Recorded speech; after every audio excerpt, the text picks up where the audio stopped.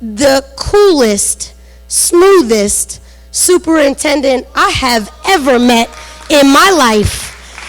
And listen, the only time I ever see this man is in the football stands or in the basketball stand. It don't even matter. He don't remember me from any other thousands of the people that come and say hi to him.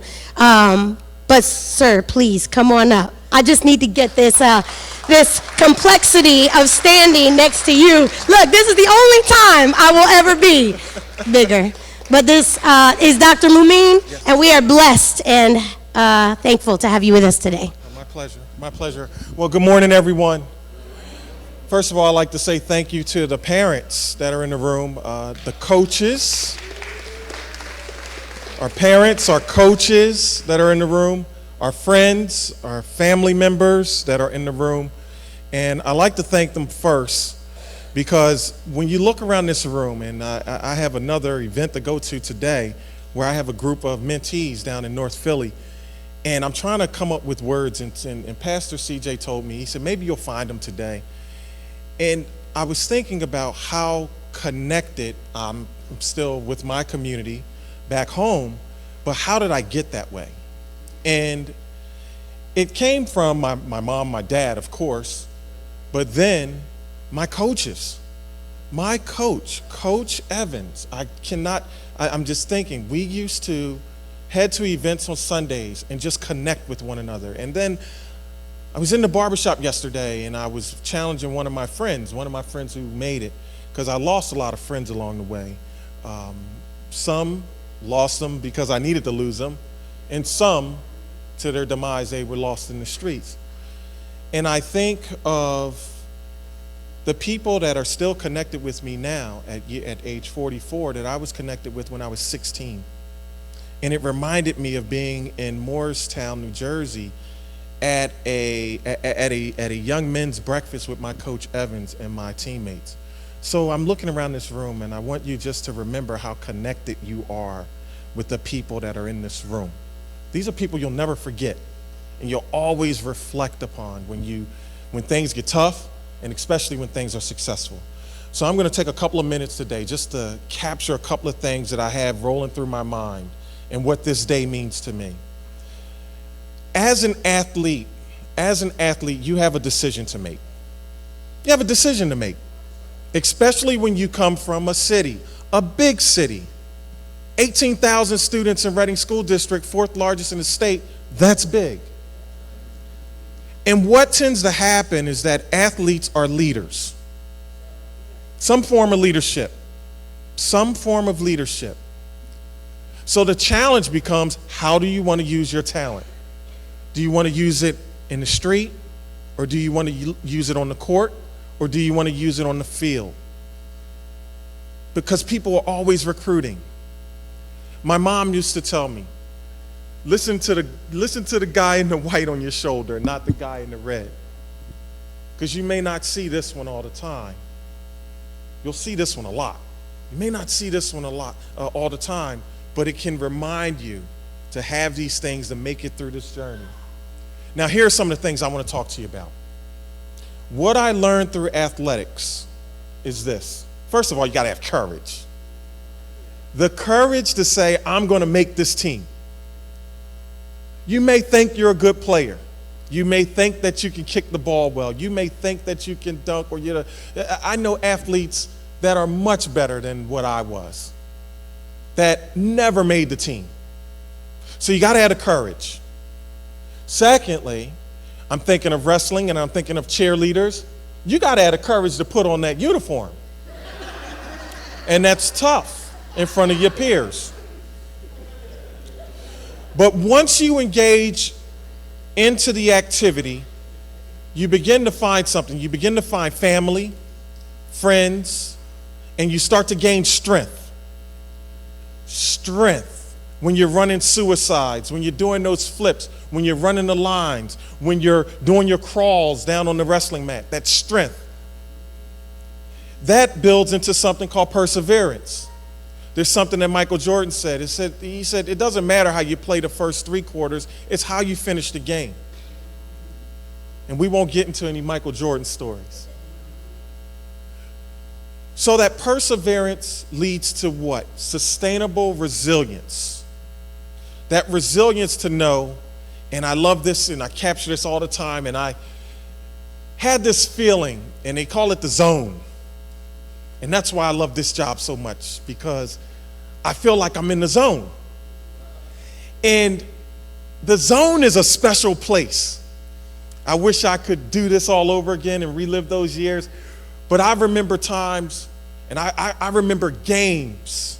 I remember watching videotape. I remember practicing and looking at defenders' nuances and how I could cross them over and which way to jab on them. And if they're limping off their left foot, how I know I'm going to jab them and I'm going to my right because they can't slide. I remember these things. I remember things like the zone when I said, man, I remember a game when I went 15 for 17. I called shots that were off and they went in. I will regress a little bit because I remember at halftime, I was the captain of the team and we were down by 2. And I said, I'm not leaving it out. I'm going to leave it all on the floor tonight. I'm going to leave it all on the floor. I said, if we lose, y'all going to have to carry me off of here tonight. The first play of the second half, I'm guarding the lane. I was a 3-man, so I'm on the wing. The point guard, and you know how the beginning of the half begins, they just basically roll the ball in, and the point guard comes up lackadaisically, and then just threw a little floater to the wingman. And I touched it with my left, and I went down, and I 360'd it, and just started screaming. It was so quiet in the arena because no one was expecting it right off of halftime. And I said, today is this day that I'm going to leave it all on the floor. And I remember 15 for 17. 15 for 17 that day, and I remember that to this day. But what has that taught me? That has taught me that the resilience, the pieces, the strength, well, the courage, the strength, the perseverance, and resilience, you just don't use them on the basketball court because those days are over for me. So I use them in life. There's nothing tough anymore because I know what courage is. I know what strength is. I know what perseverance is. I know what resilience is. If it doesn't affect my life, it doesn't hurt. And the reason why it doesn't hurt, because along the way, that journey where I had people working with me, because you have to make a decision. Remember I said that, young people. Do you want to be 10 toes on the court or in practice or in the field or on the mat, or do you want to have 5 toes there and 5 toes in the street? And the guys that I tell you about that had 5 and 5 that didn't make it, have 5 and 5 that didn't make it, it happens all the time, and that process is cyclical. So what I'm saying to you is this. When you make that decision and you know that you're walking in the light, as many a times I could have lost my life, plenty of times. But I said, for some reason, God chose me. God chose me. Not my friend Muscle, who could jump over a car before Blake Griffin ever thought about doing it and grab a quarter off the top of the backboard, but he's dead. Not before my friend Jamal, and you know in high school to have a 7'2" player on your high school team, and he didn't make it. Because he had 5 toes in and 5 toes out. Must had about 8 toes out in the street. But I think, why was it me? I hung with these guys. I rode with these guys. I got into a lot of stuff with these guys. But that connectivity I had with my team, I made a decision my second time around in 9th grade. First time I did it, and my crew knows me well. They know I say this all the time. I say I love 9th grade so much I did it twice. But that second time around in 9th grade, I got it right. And I changed my friends. And my basketball team became my family, my teammates, because we were all doing the same things. We were up every morning. We were going to school. I had a basketball, and they used to call me Coach East, if y'all know anything about the old movie Cooley High. And I would just dribble. Me and my boy Bill Keene, we're dribbling, talking about what we're going to try to do to Aaron McKee, which never happened, and what we were trying to do to Rasheed Wallace, which never happened, but we were talking about it. Dribbling to school, walking from 8th and Loudon all the way over to Front and Duncannon to Olney High. And as I went from Loudon over to Franklin, we picked up 5 guys. From Franklin to 7th, we picked up about 5, 6 guys. By the time we got to 5th Street, we had the girls with us too. I mean, it was a party going to school. But here's the deal. When we got to Front and Duncannon, there was a parking lot, an Acme Market, and the high school sat across the street, and we call Olney, like we call Reading High the Castle. In Philly, we call Olney Alcatraz because it sits up on rocks. Sits up on rocks, and you can see it illuminate throughout the night. But what used to happen was we would get to Front and Duncannon, and then we would cross the street into the high school. Half of us went in and half of us stayed on the other side of the street. So there's no secret to who were the guys who made it out. It was the guys that did cross that street, that did hang with their teammates, that did have that courage, strength, perseverance, and resiliency that led them through life. It's that serious. In closing, I'll say this. What you have on your hands as a student athlete, you have a responsibility like no other. Not only do all the young people love you, but you have people that are like, my goodness, older than old to you that love you. I met with a guy, class of 66, and I told this story to the basketball team last year. Stopped me just to pull out an article out of his pocket to say, we're going to get Chester back, finally, after all these years. And he called it the curse. I said, 66? So I'm adding up his age. I'm like, oh my goodness. And he's looking to the student athletes for that triumphant feeling of victory. Your responsibility does not end here. And here's my example, and I'll close. When I go to the barber shop, and I try to get there every week because I got guys there, I got my young guys there. And I'm 44 now. There are things that I did in high school on the basketball court and in college that I don't even remember anymore. I don't even remember. It's gotten so bad that even the things I don't remember, I embellish to make it seem like it was the greatest thing I ever did. I don't remember. I don't remember. But there are guys that remember everything. There are people that have remembered everything that I was doing. The reason why is this. Because you don't only represent your team or your family, you represent your community. And it was something special, because this is the conversation from the barbershop yesterday. This guy, we call him Old Head. And I'm an old head now, but we call him Old Head because he had gray hair back in the 90s. He was like, man, he's old head. And he told a story how when we would travel to games, we would have just we called them posses back in the day, that would just travel with us, and we had no busing, so you had to take public transportation. And as you know, crossing over neighborhoods is difficult. And he told this story. He said, I remember when we played Southern High, and we got off the train at Broad and Snyder and right into Southern, because right when you get off the subway, you walk right off the subway right into Southern High. And I was guarding a player named Kareem Towns. I believe up until like 2 years ago, he was the city's leading scorer ever. He shot the ball all the time. But Kareem Towns had about 3,600 points, broke Wilt Chamberlain's record. And we got in there, and Kareem and I had a good relationship, we call him Rab, from the All-Star game. And if you know anything about Philly, South Philly and North Philly are complete opposites. City Hall separates.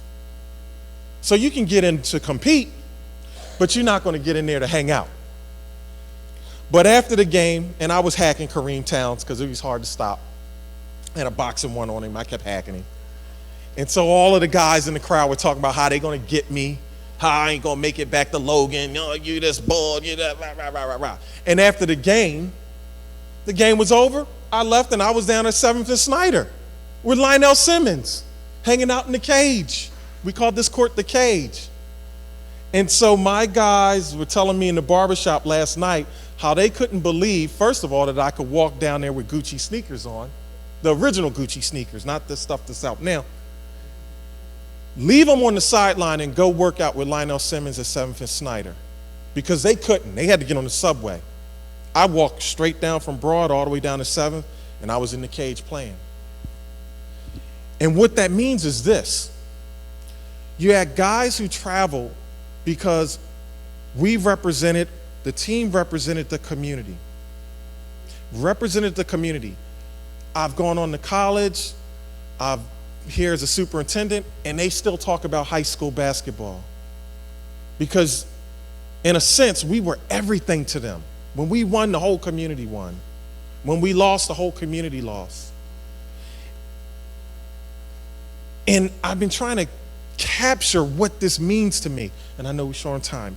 Capture what this means to me. And it didn't come to me full circle and crystal clear until Ray Lewis made a statement when I lived in Maryland about the Ravens winning the Super Bowl. And he said, we have to continue to win the Super Bowl because the crime rate goes down in the city.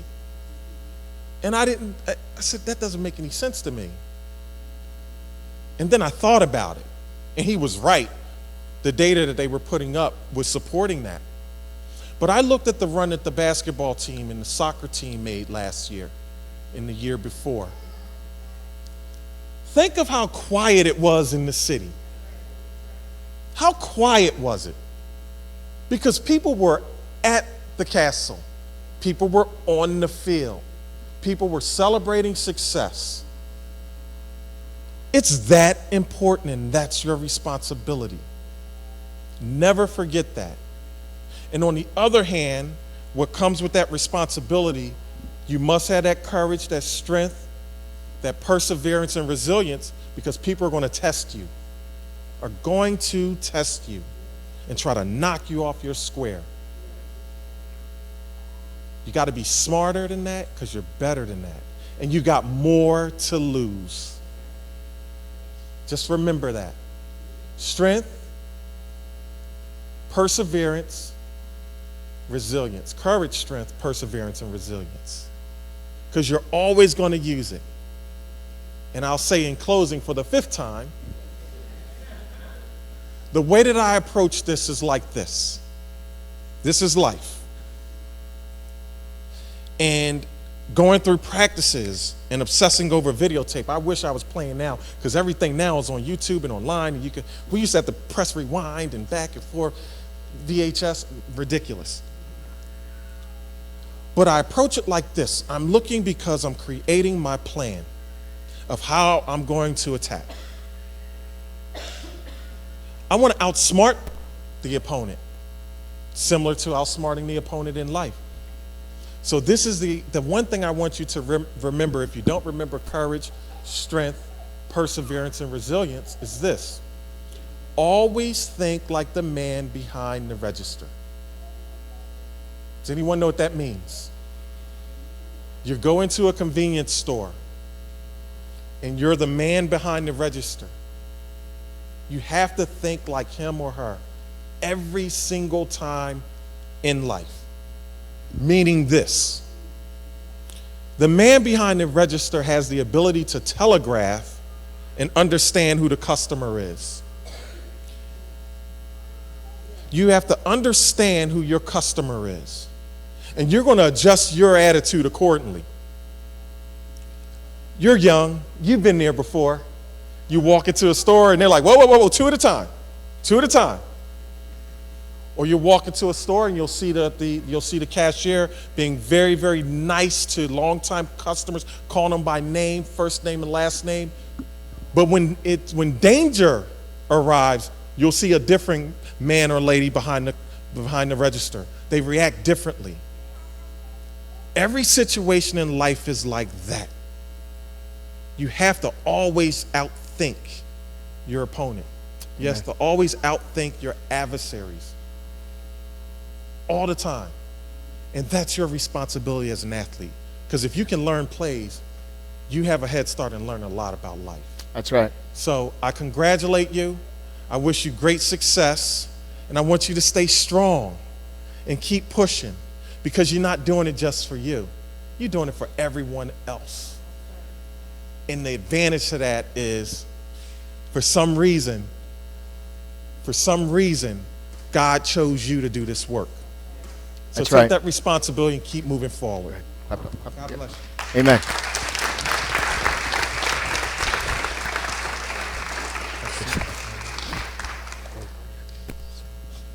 I've got all the student athletes who received the medal, and on the back of the medal it says, "Fight the good fight, finish the race well, keep the faith." 2 Timothy 4:7. I pulled this one out to hand it to you personally. In the Marine Corps, we call it a challenge coin. Yes, sir. This is my challenge for you, so that you're reminded of this exact saying of fight the good fight. You've been fighting the good fight. Continue fighting the good fight. Finish the race well. Just like you said, it doesn't matter what the 3 quarters are. It's how you finish the race. And you're more than a superintendent. You're more than just another face in the crowd. You are a leader in the community. And I want to challenge you to continue to do that. Continue, whether if you've got 30 years left in Reading or however long God's got you here.